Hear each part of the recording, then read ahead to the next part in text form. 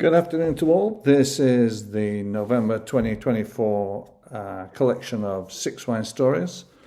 And as ever, we are the guys who sit down and have a chat together over a glass of wine.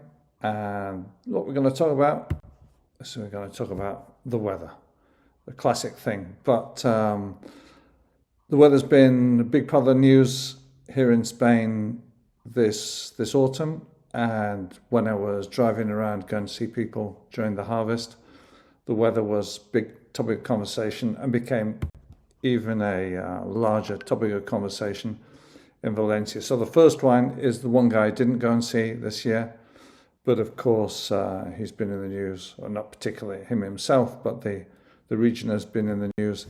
This is my friend Yves from the town of Utiel. Utiel is very close to Valencia, but inland, about 500 meters above sea level, but only about 50, 60 kilometers away, as you can see there on that map. And on the 29th of October, this is what they could see. So all of this water raging down through the town. And this is about 500 meters from where he has the winery. Fortunately, he has the winery slightly up on the hillside, but this is what the aftermath looked like. Not exactly that same spot. This is a road very close by. You see on the left-hand side, a regular sunny day, taken from Google Street View, and then what it looked like just the day after the floods. So lots of mud everywhere. Terrible. 6 people were killed in Utiel, and a lot of people were killed everywhere. Yves is collecting for donations. If anybody wants to give, he has a bank account there which he will collect, and then on the 15th of December he'll donate that all to the relief fund and to local causes there in the town of Utiel.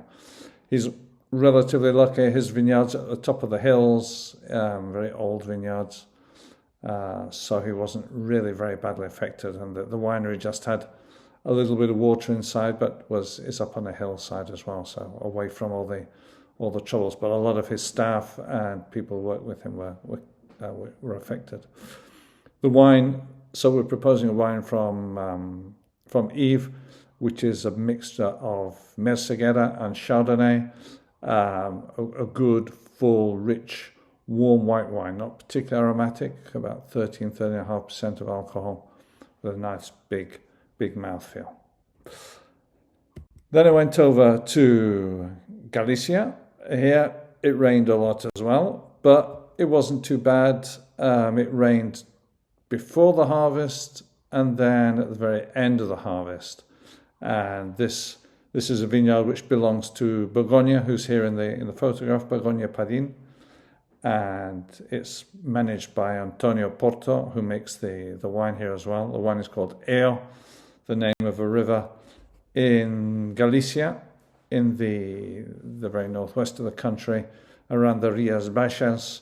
Vilanova de Arousa is a town on the Ria de Arousa, and that's where they have their large vineyard. Looking from the vineyard, you can see here how normal vineyard looks in Galicia, very small, sort of squeezed in between the buildings. The wine is an Albarino called Eo, a fresh, slightly citric, slightly higher acidity than the previous wine, fresh, citric, and with flavors of quite ripe white fruits, like ripe pears or ripe apples. That's the Albarino. The next place we went to visit is a cooperative managed by Marcial Blázquez. He's the manager of a really small cooperative in a place called El Barraco. El Barraco is just west of Madrid in the mountains called Sierra de Gredos. It's an area with a lot of hills, quite high, and they really suffered very badly from frost. One of the effects of climate change it's not just that it's getting hotter or colder, but because it's not quite so cold in winter, the vines sprout earlier. They already start, the first leaves appear instead of the end of April. Now they appear at the beginning of April when there's still a high risk of frost. And this year, they had a really, really bad frost at the end of April, which meant that instead of picking about 200,000 kilos of grapes, the first leaves were really badly affected by the frost, and they only produced in the end about 40,000 kilos of grapes, so just 1/5 of their harvest. Perfectly ripe, perfectly able to produce good wine from it, just a very, very small quantity. You can see here they're in a really, really mountainous area west of Madrid, producing these Garnacha grapes, very much like the Priorat. The wine is relatively light, Garnacha, so it's full of flavour, and although it's not hugely intense, it gives a really nice blend of traditional Garnacha flavours, very spicy, very peppery, a really expressive wine. Then we're still staying with Garnacha, but we go to a different part of the country. Here we're going to see Javier Gil, who is a guy from Rioja. He's worked there for over 20 years making wines for other people as a winemaker. But in 2020, he bought a few very small plots a bit further down the Ebro Valley in an area called the Campo de Borja. It's, I guess the closest city is Zaragoza here. So Campo de Borja is in that area where you also have Cariñena and Calatayud, these wine growing areas, which are also up in the hills, not quite as high as in the Sierra de Gredos, and because it's in the valley of the River Ebro, they have much less risk of frost. There's much more of a Mediterranean climate, even though they're such a long way from the Mediterranean. Here, Javier's also got some very old Garnacha vines grown on more alluvial soil. And the wine that he produces here is also 100% Garnacha, but it's a much richer, fuller sort of wine. Really expresses, with quite a dark colour, so really expressing the full potential of Garnacha. Then we go to see our friends in the Ribera del Duero, who had quite a smooth summer, not really overly hot, but as in much of Spain, it's not really rained for 3 years, and to the amount it should rain. This is a family-run operation run by father and son Eugenio de Blas, the guy in the foreground. That's Genin, he's called, and in the background is his son Alvaro. Together they have vineyards in the tiny village of Fuente del Césped. And if you ever have time to go and visit Genin, he will tell you incredible stories about how his family grew up there. His grandfather was one of 21 children. So all the vineyards were divided into really, really tiny strips between all of the different children, and that was passed down to the next generation. And he's worked relentlessly over the last 20 years to buy back all of those little bitty bits of vineyard all over the village. And now he makes about 40,000 bottles of wine.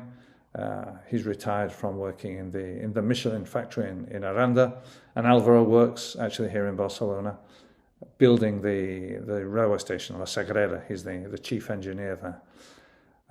When I went there at harvest time, they just finished harvesting, and Genin was busy harvesting his almonds. He said almonds is not really, it's more of a Mediterranean type of fruit.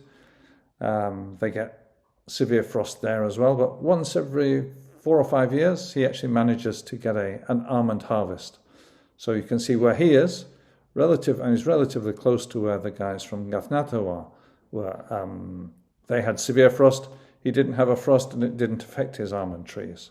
So a relatively smooth vintage for almonds. There he is selecting his almonds, and there's Alvaro checking out the 2024 vintage of the wine. Small vintage because it's been relatively dry for just that amount of time. And finally, we've got Ramon Ramos from Toro. There's Ramon. He had the perfect vintage. So somewhere between the Sierra de Gredos and the Ribera Duero, there's this little area of Toro, up in the northwest of Spain as well, in the valley of the River Duero still. The Duero runs through Ribera Duero, through Toro, and then along the border with Portugal before becoming the Douro River in Portugal and out to Porto. Ramon has his own vineyards in the little village of Venialbo, which you can see there. His winery is just up on the hillside overlooking the village. They're a very traditional family. His brother has a wonderful saying, which is to say that some people are so poor they have to go shopping in the supermarket because it's the sort of family who grow everything they need. They have wine, they have pigs, they have vegetable gardens. They can really grow everything they need. And of course, one of the things they need are grapes, which they have there. So, yep, that's the end of the story. That's all the pricing you have there. You can see that on the WhatsApp that I sent to you before. Okay, enjoy. If you have any questions, just let me know. Cheers.